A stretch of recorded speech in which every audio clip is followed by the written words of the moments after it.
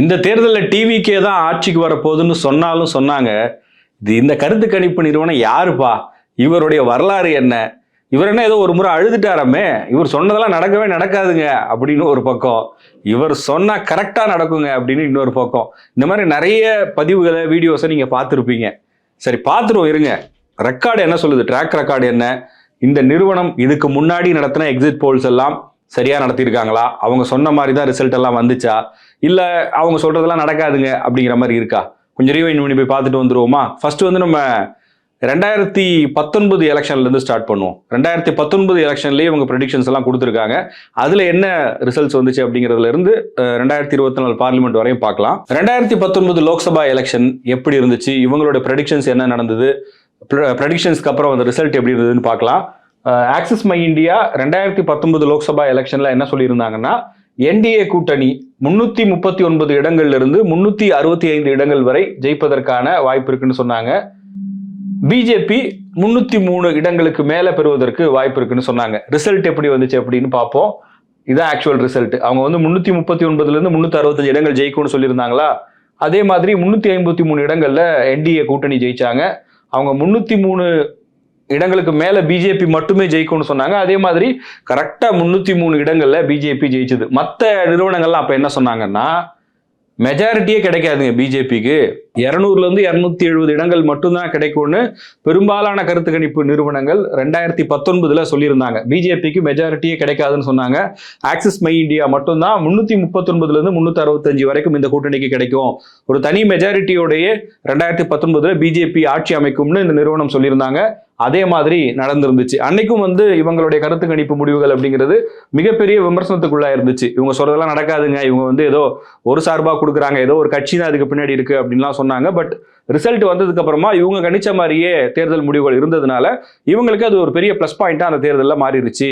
அதுக்கு அடுத்ததா 2022 பஞ்சாப் எலெக்ஷன்ஸ், அதுலயும் வந்து இந்த ஆக்சிஸ் மை இந்தியா கருத்து கணிப்பு நிறுவனம் அவங்களுடைய கருத்து கணிப்பு முடிவுகளை வெளியிட்டாங்க. தேர்தலுக்கு பிந்தைய கருத்து கணிப்பு எக்ஸிட் போல்ஸ், அதுல அவங்க என்ன சொல்லியிருந்தாங்கன்னா, 76ல இருந்து 90 இடங்கள் வரைக்கும் ஆம் ஆத்மி கட்சி பெறுவதற்கான வாய்ப்பு இருக்கு, அவங்க தான் அங்க ஆட்சி அமைப்பாங்க, பெரிய நம்பர்ஸோட ஆட்சி அமைப்பாங்கன்னு சொன்னாங்க. ஆனா அந்த நேரத்துல மற்ற கருத்து கணிப்பு நிறுவனங்கள்லாம் என்ன சொல்லியிருந்தாங்க அப்படின்னா, அங்க ஒரு ஹங் அசம்பிளி தான் வரப்போகுது, தொங்கு சட்டசபை தான் வரப்போகுது, ஆம் ஆத்மிக்கு நம்பர்ஸ் அதிகமா கிடைக்கும், பட் அவங்க தான் அங்க தனி மெஜாரிட்டியோட ஆட்சி அமைப்பாங்கன்னு சொல்லவே முடியாது அப்படின்னு சொல்லியிருந்தாங்க.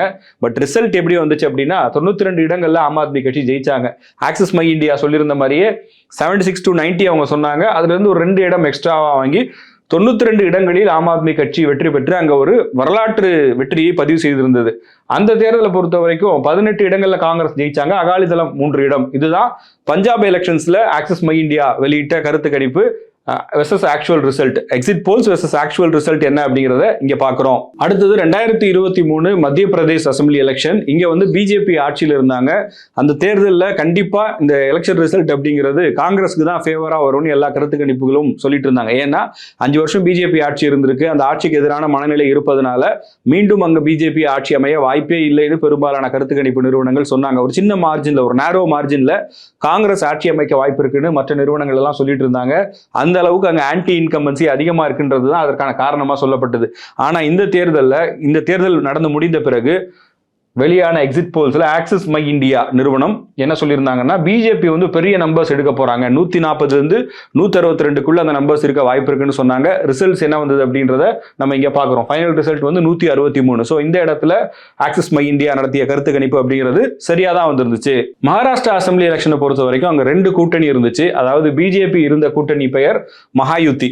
பிஜேபி சிவசேனால ஒரு ஃபேக்ஷன், அஜித் பவாருடைய ஒரு ஃபேக்ஷன், இதெல்லாம் சேர்த்து அங்க ஒரு கூட்டணியை உருவாக்கி இருந்தாங்க. அதாவது ஏக்நாத் ஷிண்டேலாம் இருந்தாங்க இல்லையா, அவங்களுடைய ஃபேக்ஷன் தான் இந்த மகாயுத்தி அலையன்ஸ்ல இருந்தாங்க. இன்னொரு ஆப்போசிட் அலையன்ஸ் என்ன அப்படின்னா மகா விகாஸ் அகாதி, அதுல காங்கிரஸ் இருந்தாங்க, சரத்பவாரோட கட்சி இருந்துச்சு, உத்தவ் தாக்கரேவோட சிவசேனா இருந்தாங்க. இந்த 2 அணி தான் மகாராஷ்டிரா எலெக்ஷன்ல இருந்துச்சு. தேர்தல் நடந்து முடிஞ்சது. தேர்தல் நடந்ததுக்கு அப்புறமா எடுக்கப்பட்ட கருத்து கணிப்புகள்ல பெரும்பாலான நிறுவனங்கள் சொன்னது என்ன அப்படின்னா, அங்க வந்து ஏகப்பட்ட அரசியல் குழப்பங்கள்லாம் நடந்துச்சு இல்லையா, சிவசேனால இருந்து ஏக்நாத் ஷிண்டே வெளியேறி தன்னுடைய ஆதரவை போய் பிஜேபிக்கு கொடுத்து ஏகப்பட்ட அரசியல் மாற்றங்களுக்கு அவர் காரணமா இருந்தாரு. அதனால அந்த அசெம்பிளி எலெக்ஷன் ஒரு புதிதான ஒரு தேர்தலா இருக்கும், சொல்ல போனா பிஜேபிக்கு எதிரான ஒரு தேர்தலா இருக்கும்னு ஒரு பரவலான கருத்து இருந்துச்சு. இதுக்கு இன்னொரு காரணமும் சொன்னாங்க. இந்த எலெக்ஷன் வந்து 2024 நவம்பர்ல நடக்குது அசெம்பிளி எலெக்ஷன். 2024 மே மாசத்துக்கு முன்னாடி பார்லிமெண்ட் எலெக்ஷன் நடந்துச்சு இல்லையா? அந்த பார்லிமெண்ட் எலெக்ஷன்ல பிஜேபி இருந்த மகாயுத்தி அணி அவங்க வந்து அங்க சரியா பர்ஃபார்ம் பண்ண முடியல. இந்தியா அலையன்ஸ் தான் நல்லா பர்ஃபார்ம் பண்ணாங்க. அதனால அதே மாதிரியான ஒரு முடிவு தான் வரும்னு பெரும்பாலான கருத்து கணிப்பு நிறுவனங்கள் சொல்லியிருந்தாங்க. பட் அங்கே ரிசல்ட் எப்படி வந்துச்சு, யார் யார் என்ன கருத்து கணிப்பு சொல்லியிருந்தாங்க அப்படிங்கிறத பார்ப்போம். ஆக்சிஸ் மை இந்தியா என்ன சொன்னாங்கன்னா, அதாவது என்டிஏன்னு நம்ம நேஷனல் லெவல்ல சொல்றோம், அங்க மகாயுத்தி அவங்க வந்து 178 இருந்து 200 இடங்கள் வரைக்கும் ஜெயிக்க வாய்ப்பு இருக்குன்னு சொன்னாங்க. பட் மற்ற கருத்து கணிப்பு நிறுவனங்கள் என்ன சொன்னாங்க அப்படின்னா, காங்கிரஸை உள்ளடக்கிய எம்விஏ என்று சொல்லக்கூடிய மகா விகாஸ் அகாதி அந்த கூட்டணி தான் அங்க வந்து அப்பர் ஹேண்ட் எடுப்பாங்க, அவங்களுக்கு தான் கூடுதலான இடங்கள் கிடைக்க வாய்ப்பு இருக்குன்னு சொல்லியிருந்தாங்க. ஆனா ரிசல்ட் எப்படி வந்துச்சு அப்படின்னா, ஆக்சிஸ் மை இந்தியா சொன்ன மாதிரியே அவங்க சொன்னதை விட அவங்க வந்து ஆட்சிக்கு எந்த அணி வரும்னு சொல்லிட்டாங்க. அதிகபட்சமா 200 இடங்கள் வரையும் சொல்லியிருந்தாங்க. பட் அதை விட கூடுதலாக 35 இடங்களை பெற்று ஒரு பிரம்மாண்டமான வெற்றியை மகாயுத்தி அலையன்ஸ் வந்து அவங்க பெற்றிருந்தாங்க. ஸோ இந்த எலெக்ஷன் ரிசல்ட்ஸை பார்க்கும்போது ஆக்சிஸ் மை இந்தியா நிறுவனம் வெளியிட்ட கருத்து கணிப்பு அப்படிங்கிறது சரியா இருந்துச்சு.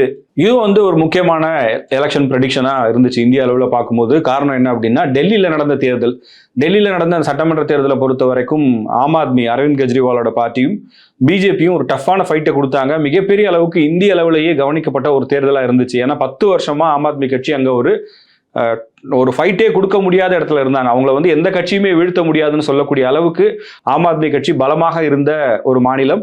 அந்த மாநிலத்தில் காங்கிரஸும் ஆட்சியில் இருந்தாங்க. பட் ஆம் ஆத்மியினுடைய வளர்ச்சிக்கு பிறகு காங்கிரஸ் பிஜேபியால பெருசா ஒண்ணுமே பண்ண முடியலன்னு சொல்லும் போது இந்த 2025 எலெக்ஷன் எப்படி இருக்க போகுது அப்படிங்கிற ஒரு பெரிய கேள்வி இருந்துச்சு. தேர்தல்லாம் நடந்து முடிஞ்சது, எக்ஸிட் போல்ஸ் வந்துச்சு. எந்தெந்த நிறுவனங்கள் என்ன சொன்னாங்க அப்படின்னு பார்க்கும்போது பெரும்பாலான நிறுவனங்கள் என்ன சொன்னாங்கன்னா, ஒரு க்ளோஸான ஃபைட்டு தான் இருக்கும், ஆம் ஆத்மி கட்சி மறுபடியும் ஒரு முறை 3rd டேர்ம் அங்க வந்து தொடர்ந்து அவங்க வின் பண்றதுக்கு ஒரு வாய்ப்பு இருக்கு, ஒரு சின்ன மார்ஜின்ல கண்டிப்பா ஜெயிச்சிருவாங்க அப்படின்னு பெரும்பாலானவர்கள் சொல்லியிருந்தாங்க. ஆம் ஆத்மி வந்து ஆட்சிக்கு வரும்னு சொன்ன எல்லாருமே வந்து பிஜேபி வந்து தோராயமா 15 இருந்து 25 இடங்கள் தாங்க ஜெயிக்கும்னு சொன்னாங்க. அங்க வந்து மொத்தம் 70 சீட் இருக்கு, அதுல 15 to 25 தான் பிஜேபி ஜெயிக்கும், ஸோ ஆம் ஆத்மிக்கு தான் ஒரு அப்பர் ஹேண்ட் இருக்கும் அப்படின்னு சொல்லியிருந்தாங்க. பட் ஆக்சிஸ் மை இந்தியா என்ன சொன்னாங்கன்னா, இல்லைங்க கண்டிப்பா அங்க பிஜேபி தான் ஆட்சிக்கு வரும். எவ்வளவு சீட்ஸ் அவங்க சொன்னாங்கன்னா, 70 இடங்கள்ல 45 இருந்து 55க்குள்ள ஏதோ ஒரு நம்பர் வந்து அவங்க எடுக்க போறாங்க, அதுக்கான வாய்ப்பு இருக்குன்னு சொல்லியிருந்தாங்க. ரிசல்ட்டும் வந்துச்சு. ரிசல்ட் என்ன நடந்துச்சு அப்படின்னா, ஃபைனலா பார்க்கும்போது பிஜேபி மட்டுமே அங்க 48 இடங்கள்ல ஜெயிச்சிருந்தாங்க. ஆம் ஆத்மி ஆட்சிக்கு வரும்னு சொன்னாங்க இல்லையா பெரும்பாலான போல்ஸ்டர்ஸ். ஆனா ரிசல்ட் என்ன அப்படின்னா, ஆம் ஆத்மியால 22 இடங்கள்ல மட்டும்தான் ஜெயிக்க முடிஞ்சது. பிஜேபி 48 இடங்களை கைப்பற்றி இருந்தாங்க. ஸோ இந்த தேர்தலின் முடிவுகள் என்பது எக்ஸிட் போல்ஸ் படி பார்த்தா ஆக்சிஸ் மை இந்தியா நிறுவனம் வெளியிட்ட கருத்து கணிப்புகள் மிக சரியாகவே வந்திருந்தது அப்படின்னு சொல்றாங்க. அடுத்தது இதை கவனிக்கணும். இதுவரை நான் சொன்னது பார்க்கும்போது ஒருவேளை நீங்க வந்து டிவிகே சப்போர்ட்டரா இருந்தா உங்களுக்கு சந்தோஷமா இருந்திருக்கும். ஆமாப்பா பரவாயில்ல, இவர் சொன்ன மாதிரி எல்லா தேர்தலையும் நடந்திருக்கு, அதனால கண்டிப்பா இந்த முறை வந்து அது அப்படியே நடந்துரும்னு சந்தோஷமா இருப்பீங்க. ஒருவேளை டிவிகே எதிர்ப்பாளராகவோ இல்லை வேற கட்சி ஆதரவாளரோ இருந்தா, என்னது இது, இவர் சொன்ன எல்லா தேர்தலை பார்க்கும் போதும் ஆக்சிஸ் மை இந்தியா நிறுவனம் சொன்னதெல்லாம் நடந்துருச்சா, அப்படிலாம் ஒன்றும் இல்லையே, ட்விட்டர்ல எல்லாம் வேற வேற கணக்குகள்லாம் எடுத்து போடுறாங்களே அப்படின்னு நினைச்சு பார்த்துட்டு இருந்தீங்க அப்படின்னா வெயிட் பண்ணுங்க, வீடியோ இன்னும் முடியல. இது 2024 பார்லிமெண்ட் எலெக்ஷன். அப்போ வந்து ஆக்சிஸ் மை இந்தியா, இப்போ வந்து டிவிகே வந்து தமிழ்நாட்டில் ஆட்சி அமைக்கணும்னு சொல்லியிருக்காங்கல்ல, அதே நிறுவனம் பிரதீப் குப்தா அப்படிங்கிறவர் தான் அந்த நிறுவனத்தோட ஃபவுண்டர். ஆக்சுவலா இவர் தான் 2024 பார்லிமெண்ட் எலெக்ஷன் ரிசல்ட் வந்ததுக்கு அப்புறம் டிபேட்ல உட்காந்து, இந்தியா டுடே நடத்தின ஒரு டிபேட்ல உட்காந்து அழுதுகிட்டே இருந்தாரு. அந்த வீடியோ நிறைய அப்போ வைரல் ஆச்சு. இப்போ கூட வந்து டிவிகே ஆட்சி அமைக்கணும்னு ஆக்சிஸ் மை இந்தியா சொன்ன அப்புறம், எப்பா இந்த நிறுவனத்தோட நிறுவனர் யார் தெரியுமா, அவர் தான் இந்த பிரதீப் குப்தா. இவர் 2024 பார்லிமெண்ட் எலெக்ஷன் ரிசல்ட் வந்தப்ப டிவியில லைவ்ல உட்காந்து அழுதுட்டு இருந்தாருப்பா. எதுக்குன்னு தெரியுமா, அவர் வெளியிட்ட கருத்து கணிப்பு டோட்டலா தப்பா போச்சு, நடக்கவே இல்லை. அதனால அங்க பத்திரிகையாளர்கள் கேட்ட கேள்விக்கு பதில் சொல்ல முடியாம லைவ்லயே உட்காந்து அழுதுட்டு இருந்தாரு அப்படின்னு நிறைய பேர் இன்னைக்கு சொல்றாங்க. பாருங்க அப்ப என்ன நடந்துச்சு அப்படிங்கிறத இப்போ நான் எக்ஸ்பிளைன் பண்றேன் பாருங்க. அந்த எலெக்ஷனை பொறுத்த வரைக்கும், பார்லிமெண்ட் எலெக்ஷனை பொறுத்த வரைக்கும் மொத்தம் 543 தொகுதிகளுக்கான தேர்தல், நம்ம எல்லாருக்கும் நல்லா தெரியும். அது அங்க ஆக்சிஸ் இந்தியா என்ன சொல்றாங்க அப்படின்னா, 361 இருந்து 401 இடங்கள் வரைக்கும் தேசிய ஜனநாயக கூட்டணிக்கு கிடைக்கும். அதாவது பிஜேபிக்கு மட்டும் இல்லை, தேசிய ஜனநாயக கூட்டணிக்கு 361 இருந்து 401 இடங்கள் வரைக்கும் கிடைக்கும்னு சொன்னாங்க. பட் ரிசல்ட் என்ன வந்துச்சு, கூட்டணியா பிஜேபியோட சேர்த்து மற்ற கட்சிகள்லாம் இருக்காங்க இல்லையா, பீகார்ல நிதிஷ்குமார் இருந்தாரு, ஆந்திரால சந்திரபாபு நாயுடு, இப்படி நிறைய கட்சிகள் இருந்தாங்க. எல்லாரும் சேர்ந்தே எவ்வளவு எடுத்தாங்கன்னா 292 அந்த நம்பர்ஸ் தான் எடுத்தாங்க. அவங்க கணிச்ச மாதிரி பிஜேபி கூட்டணி ஆட்சிக்கு வந்துருச்சு. பட் நம்பர்ஸ் அப்படின்றது ஒரு பெரிய டிஃபரன்ஸ். கிட்டத்தட்ட அவங்களுடைய குறைந்தபட்ச நம்பரே 361 சொல்லியிருந்தாங்க. ஆனா அதிகபட்சமாக அங்க வந்திருந்த நம்பர் 292 தான் கூட்டணியோட. அதுலயும் பிஜேபி மட்டுமே ஆஸ் அ பார்ட்டியா அவங்க வாங்கினது வெறும் 240 தான். அந்த வகையில தனித்த ஒரு பெரும்பான்மையோட அவங்களால ஆட்சி அமைக்க முடியல. கூட்டணி கட்சிகளின் ஆதரவோடு பிஜேபி இன்னைக்கு கவர்மெண்ட்ல இருக்காங்க. ஸோ அந்த இடத்துல ஒரு பெரிய தவறு அவங்களுடைய எக்ஸிட் போல்ஸ்ல நடந்துச்சு. அதே மாதிரி இந்தியா கூட்டணி எவ்வளவு இடங்கள்ல ஜெயிக்கும் அப்படிங்கிறதையும் அவங்க கணிச்சிருந்தாங்க. 131 166 இடங்கள் வரைக்கும் இந்தியா கூட்டணிக்கு கொடுத்தாங்க. இந்தியா கூட்டணினா காங்கிரஸ், திமுக, ஆம் ஆத்மி கட்சி, சமாஜ்வாதி பார்ட்டி, சரத்பவாரோடைய தேசியவாத காங்கிரஸ், அதே மாதிரி சிவசேனாவில் உத்தவ் தாக்கரே பிரிவு, இப்படி இந்தியா முழுக்க இருக்கக்கூடிய இத்தனை கட்சிகள் சேர்ந்து உருவாக்கப்பட்ட அந்த இந்தியா கூட்டணி 131 166 இடங்கள் வரை பெறும் அப்படின்னு கணிச்சிருந்தாங்க. பட் ஆக்சுவல் ரிசல்ட் என்னவா இருந்தது அப்படின்னா 233 இடங்களில் இந்தியா கூட்டணி வெற்றி பெற்றிருந்தது. அப்போ அந்த நம்பரும் பெரிய அளவுக்கு டிஃபரன்ஸ் இருந்ததுனால இவங்க எப்படிங்க சரியான கருத்து கணிப்பு வெளியிடுவாங்க? கருத்து கணிப்புலன்னா 5 சீட்டு 10 சீட்டு வித்தியாசம் வரலாம், ஒரு 20 சீட்டு கூட வித்தியாசம் வரட்டுமே, அவங்க சொன்ன நம்பர் என்னவா இருக்கு, வந்த ரிசல்ட் என்னவா இருக்குன்னு சொல்லி பெரிய அளவுக்கு இந்த நிறுவனத்தின் மீதான நம்பகத்தன்மை கேள்விக்குறியாக்கப்பட்டது அப்படின்னா இந்த ரிசல்ட்ஸ் அவங்க வெளியிட்ட போதுதான். இதற்கு முன்னாடியும் சில சட்டமன்ற தேர்தல்களில் அவர்கள் வெளியிட்ட கருத்து கணிப்புகள் சரியா இல்லாம இருந்திருக்கு. ஆனா பெரிய அளவுக்கு தேசிய அளவில் ஊடகங்களில் இந்த கருத்து கணிப்பு முடிவுகள் கவனம் பெற்றது அப்படின்னா இந்த 2024 கருத்து கணிப்பு முடிவுகள் தான். அதுலயும் அந்த ஃபவுண்டர் பிரதீப் குப்தா அந்த நிறுவனத்தோட ஃபவுண்டர் லைவ் டிபேட்ல அழுதுனால அதை பத்தி எல்லாருமே பேசினாங்க. மிகப்பெரிய அளவுக்கு டிஸ்கஷன் பாயிண்டா இது மாறி இருந்துச்சு. சரி, இதே பார்லிமெண்ட் எலெக்ஷன்ல தமிழ்நாட்டில் நமக்கு என்ன ரிசல்ட் அவங்க ப்ரெடிக்ட் பண்ணியிருந்தாங்கன்னு சொன்னா இன்னும் கொஞ்சம் ரிலேட்டபிளா இருக்கும்னு நினைக்கிறேன். தமிழ்நாட்டில் அவங்க பாருங்க, தமிழ்நாட்டில் இருக்கக்கூடிய 39 இடங்கள்ல அவங்களுடைய ப்ரெடிக்ஷன் என்னவா இருக்கு அப்படின்னு பார்க்கணும். பார்லிமெண்ட் எலெக்ஷனை பொறுத்த வரைக்கும் இங்க 3 முனை போட்டி இருந்துச்சு. தேசிய ஜனநாயக கூட்டணி, இன்னொன்னு திமுகவோட இந்தியா கூட்டணி, மூன்றாவதாக அதிமுக தேமுதிக கூட்டணி. 3 அணிகள் தமிழ்நாட்டில் இருந்தாங்க. 39 இடங்களுக்கான போட்டி. அந்த 39 இடங்கள்ல பிஜேபி 2-4 இடங்கள் ஜெயிக்கும்னு சொன்னாங்க என்டிஏ கூட்டணி. ஆனா அது நடக்கல, 0. இங்க இருந்த இந்தியா கூட்டணி 33-37 இடங்கள் வரையும் ஜெயிக்கும்னு சொன்னாங்க, நடந்துச்சு. அதை விட சொல்ல போனா 2 இடங்கள் கூடுதலாவே ஜெயிச்சாங்க.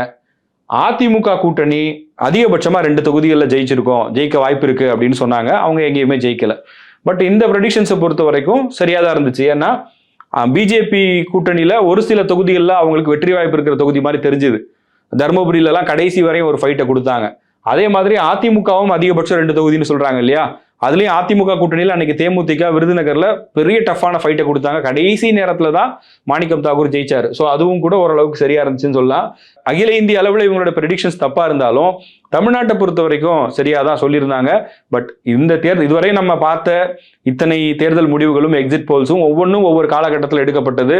அதனுடைய தன்மையும் சூழலும் மாறும். இதெல்லாம் வச்சு நம்ம ஒரு கன்க்ளூஷனுக்கு வர முடியாது. பட் அவங்களுடைய ட்ராக் ரெக்கார்டு என்ன, எப்படி இருக்கு அப்படிங்கிறத இந்த வீடியோவில் பார்க்கும்போது உங்களுக்கு தெரிஞ்சிருக்கும். முடிவு என்னங்கிறத உங்க கையிலேயே விட்டுறேன். உங்களுடைய கருத்துக்கள் என்ன அப்படிங்கிறத மறக்காம கமெண்ட் செக்ஷன்ல சொல்லுங்க.